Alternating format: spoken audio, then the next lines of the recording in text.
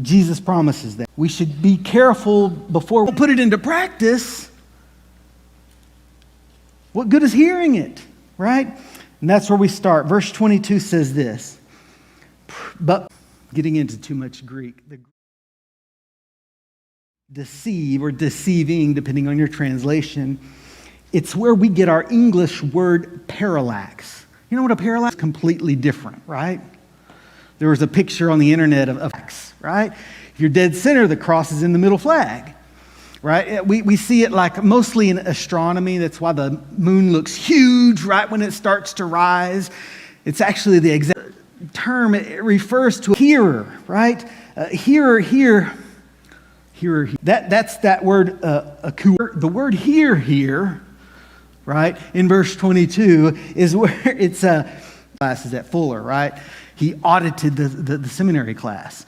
And he got out great. He said, this was great. It was great. And he learned this, and this was the professor. And necessarily apply. You know this, but do you realize that there are a lot of Christians in Athens? Again, concerning this. But do you remember what it said about the church are the same way? Some reject what people just go to church. They listen that prayer time. Every time I'm like, Lord, we're listening. Help us to do whatever you say for us to do, right? Because we're not supposed to just sit and audit. We're supposed to take what has been said this in your daily life, or you're reminded of something you should have already known and been doing, but maybe you've slacked off, right? That's me. Maybe I slack off over here, and then I'm reminded because I read the word, I need to get back to that praying, Lord, I want to hear too, not just to understand. James illustrates his point with this analogy. Verses 23 and 24. Look at his analogy. He said, if anyone is a hearer at this time, they were very expensive. They were made of bronze, they were wavy and skewed. Cave one when I'm looking at myself, right?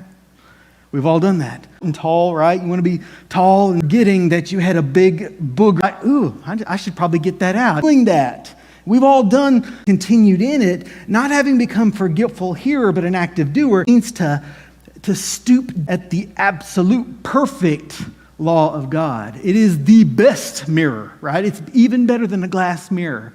Something you should probably take out of your life. Something about it.